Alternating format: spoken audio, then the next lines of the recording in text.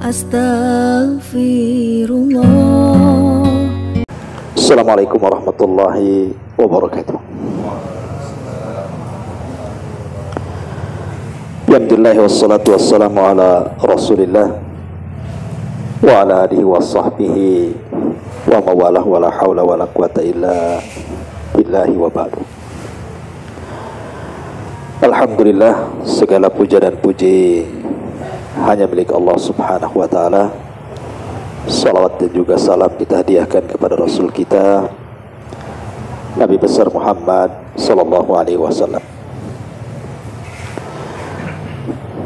Pembahasan di malam hari ini pembahasan yang sederhana. 5 perkara tidak boleh diceritakan kepada siapapun. 5 perkara ini tidak boleh diceritakan kepada siapapun, walaupun kepada orang terdekat kita, entah kepada suami atau kepada istri atau kepada siapapun. Apa 5 perkara itu? Ma'asyiral muslimin yang dimuliakan Allah subhanahu wa ta'ala, langsung saja tanpa mukaddimah. Yang pertama adalah dosa kita sendiri. Kalau kita punya dosa, maka tidak boleh diceritakan kepada siapapun, terutama dosa-dosa yang sudah berlalu dari kita. Karena setiap manusia itu punya dosa. Tidak ada satu manusia pun yang tidak berdosa. Apalagi kita ini bukan nabi. Kalau nabi jelas maksum, terpelihara dari dosa. Tapi kita ini bukan nabi. Pasti setiap kita punya dosa masa lalu. Karena setiap manusia punya dosa masa lalu, maka jangan pernah diceritakan dosa itu kepada siapapun. Walaupun seorang istri kepada suami atau suami kepada istri. Anggap saja orang itu mengenal kita itu baik-baik, walaupun dulu kita bukan orang baik. Jadi kalau kita pernah jahat, pernah ahli maksiat gitu, kemudian tobat, jangan ada yang tahu. Jadi kita kenalan itu orang menyangka kita ini orang baik-baik sejak dulu. Karena banyak diantara manusia itu justru aneh gitu ya. Mereka tidak malu dengan dosanya, malah diceritakan pula dosanya. Terutama anak-anak muda ini, ya kan, punya pacar, kasih tahu pula pacarnya sama kawannya. Tuh tengok pacar saya cantik. Kemarin baru apel saya kata, antum ini udah berbuat dosa. Ceritakan pula yang orang. Gak boleh. Ya. Jadi dosa itu tidak boleh diceritakan kepada siapapun. Sampai ada satu kasus diceritakan kepada seorang syekh itu. Syekh, suami saya sekarang marah dengan saya gara-gara saya jujur. Jadi ketika itu karena saya takut dosa, kata wanita ini, merasa dulunya saya ini tidak suci, artinya sudah tidak perawan ketika menikah itu. Padahal suami tidak tahu sebenarnya. Tapi dia merasa bahwa seolah-olah dosa itu membebani hidupnya. Kalau tidak diceritakan sama suami itu seolah-olah dosa menurut perasaan dia. Akhirnya suatu malam saya cobalah jujur pada suami. Bisa biar plong maksud hati dia itu kalau diceritakan itu. Jadi tidak terbebani dengan dosanya. Ketika diceritakan, suaminya marah. Akhirnya suaminya malah menceraikannya. Jadi dia bertanya kepada syekh itu. Maka jawaban syekh, memang tidak boleh diceritakan. Kalau dulu kita pernah berbuat jahat, jangan pernah diceritakan. Walaupun kepada suami sendiri, walaupun seorang suami kepada istrinya. Cukuplah antara kita dengan Allah yang tahu saja. Karena tidak semua kejujuran itu membawa kebaikan. Lihat maslahat dan lihat madarat. Makanya Nabi SAW dengan tegas mengatakan dalam sebuah hadis itu, kullu ummati mu'afan illal mujahirin. semua umatku dimaafkan dosanya kecuali mujahirin. Sahabat bertanya, siapa mujahir itu? Maka Rasul mengatakan, orang yang menceritakan dosa yang sudah ditutup Allah. Allah sudah menutup dosa dia kan. Orang tidak ada yang tahu, kecuali dia saja yang tahu. Dengan Allah subhanahu wa ta'ala malah pula diceritakan kepada orang, itulah disebut mujahir. Semua umatku dimaafkan kecuali mujahir, orang yang menceritakan dosanya sendiri. Kita ini punya Tuhan subhanallah. Allah itu diantara sifatnya adalah as-sittir, maha penutup aib manusia hamba-hambanya. Di antara nama Allah itu as-sittir. Sittir itu artinya maha menutup aib. Berapa banyak dosa yang kita lakukan di siang hari, Allah tutup aib kita di malam hari.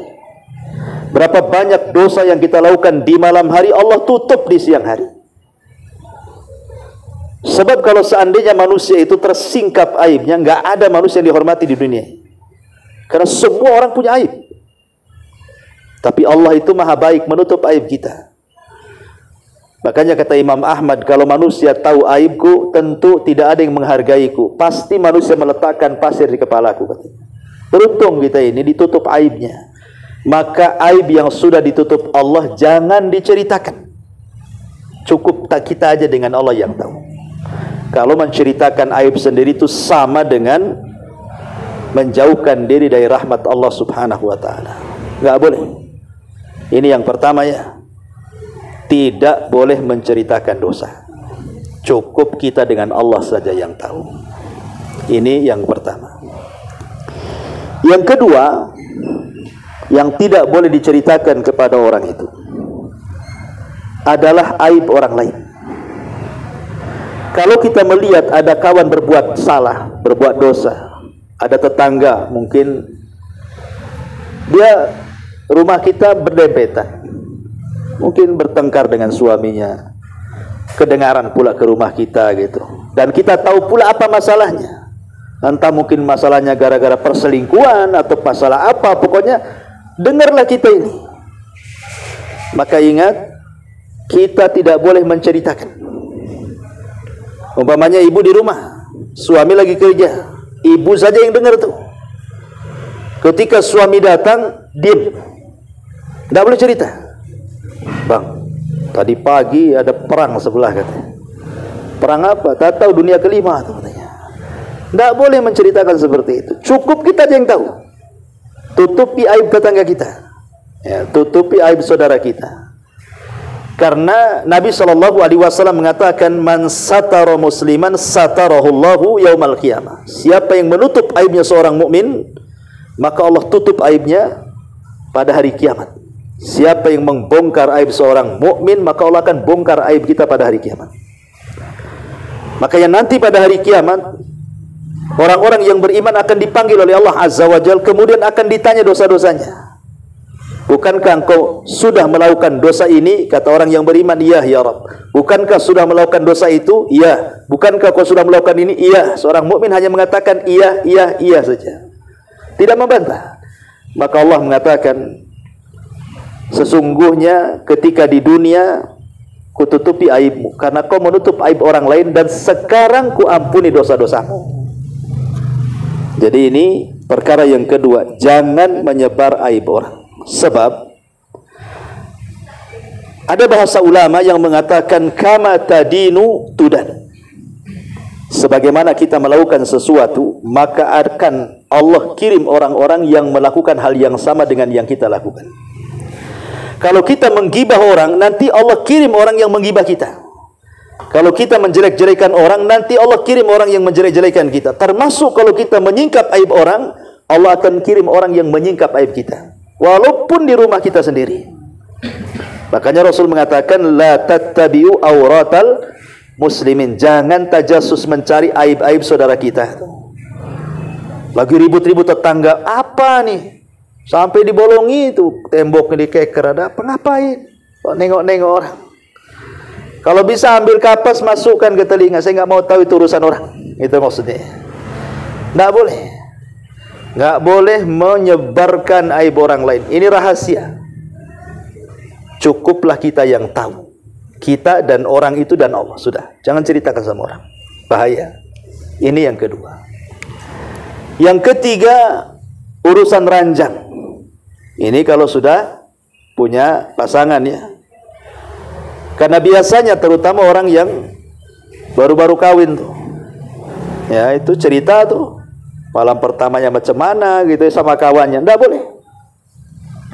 Nabi SAW mengatakan, Inna asyarran nas indallahi yaumal qiyamah. Seburuk-buruk manusia pada hari kiamat. Lihat bahasanya. Seburuk-buruk manusia pada hari kiamat. Ar-rajulu yufdi imra'atahu wa tufdi ilaihi thumma yanshuru syirraha, katanya. Siapa orang yang paling buruk pada hari kiamat itu? Kata Nabi SAW, seorang suami menceritakan urusan ranjang dengan istrinya kepada orang lain atau sebaliknya, sehingga tersebar. Dengan bangganya dia bercerita. Ya, nggak boleh. Bahkan ketika di zaman Rasul ada juga yang menceritakan itu urusan ranjang sahabat tuh. Maka Nabi SAW menasihati dan mengatakan, Mathalu dzalik kamathali syaitani laqiya syaitanahu fit tariqi faghasyiha wan nasu yang durun, katanya. Permisalan orang yang menyebar rahasia ranjangnya kepada orang lain itu sama dengan setan ketemu setan laki-laki, ketemu setan betina, kemudian berzinah di tengah jalan dan manusia melihatnya. Ya, sampai sedemikian kerasnya gitu. Nggak boleh, itu urusan ranjang, urusan ranjang. Nggak boleh cerita. Ya, mau suaminya hebat, mau tidak hebat, itu urusan rumah tangga. Jangan cerita. Apa ya suami saya, kenapa?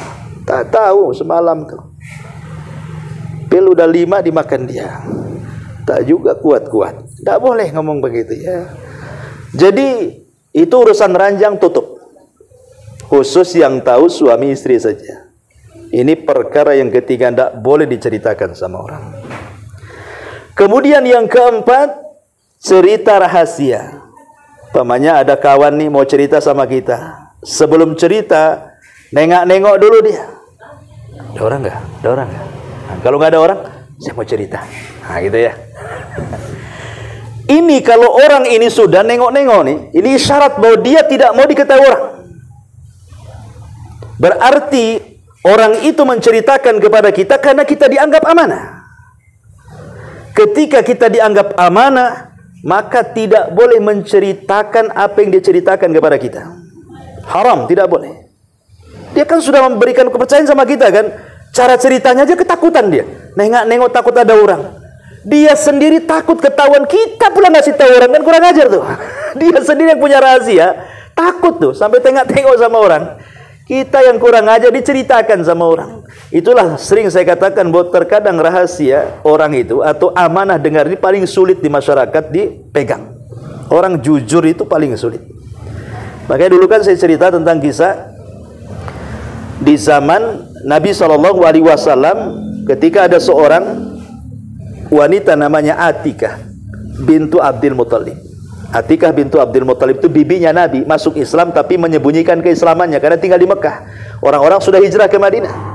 Dia masuk Islam tapi karena lemah dia menyembunyikan keislamannya Atikah ini. Jadi sebelum terjadi perang Badar, Atikah ini bermimpi, mimpinya aneh gitu ya. Dalam mimpinya dia melihat ada unta naik ke atas Ka'bah. Kemudian di atas Ka'bah untanya bisa bicara lagi. Kemudian mengatakan, ya ahlal ghudur infiru ila masari'ikum fi thalathin. Orang Mekah, keluar kalian dari Mekah ke tempat kehancuran kalian sebelum 3 hari, katanya. Untanya ngomong begitu.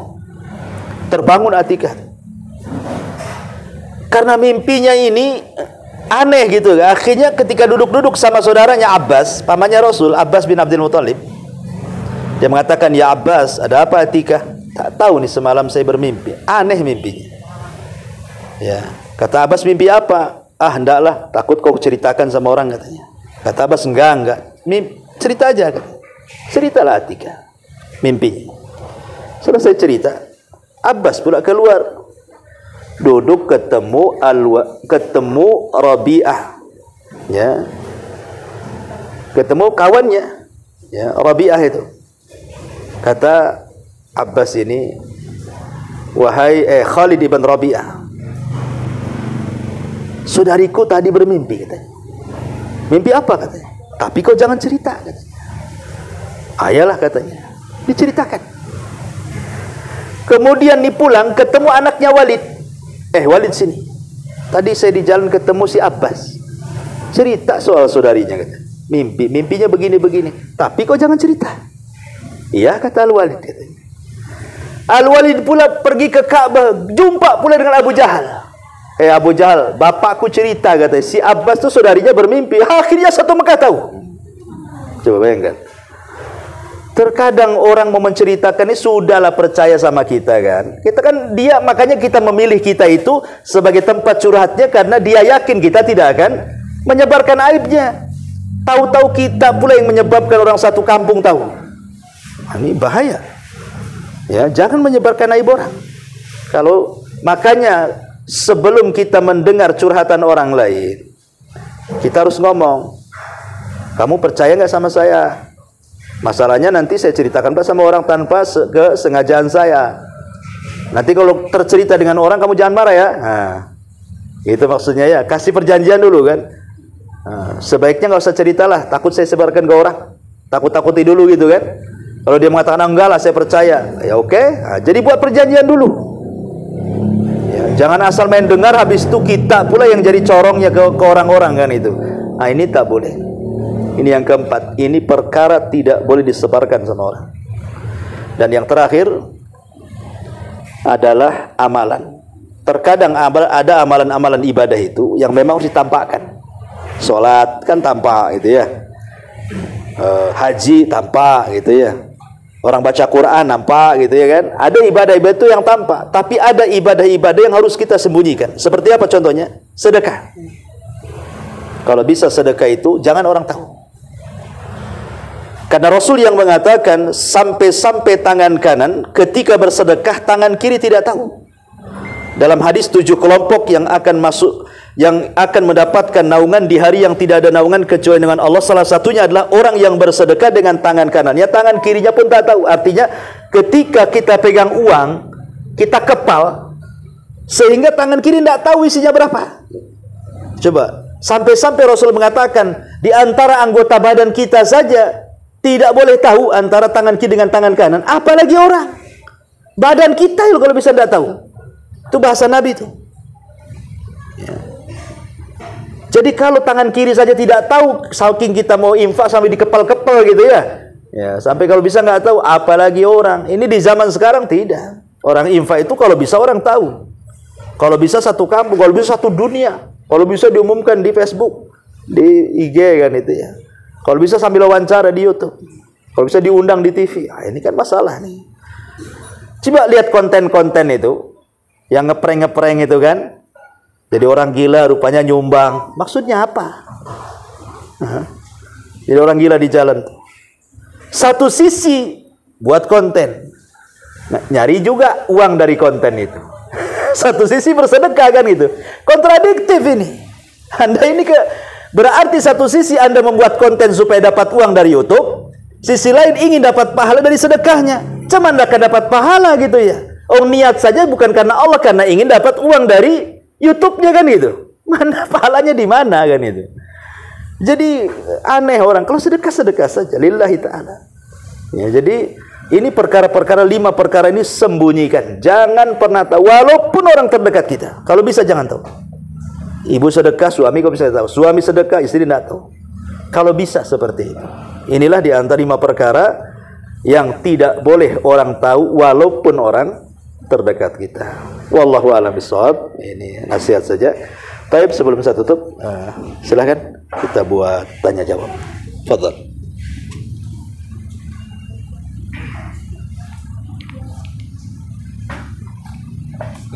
Ya.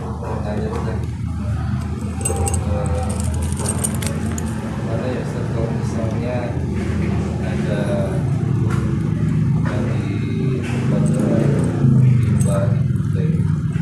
yang mau asal kasih sama kita itu gimana kita.